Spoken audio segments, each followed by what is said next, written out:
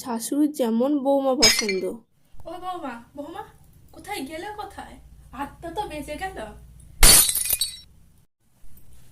এই তো এসে গেছি, বলুন কি বলছেন?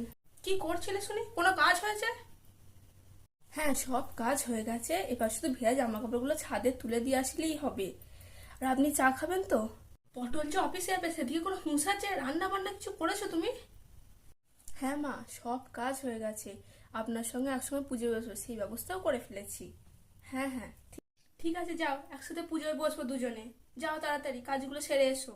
তা আজকে দুপুরে কি রান্না করেছে দেখি? দেখি কি রান্না করেছো?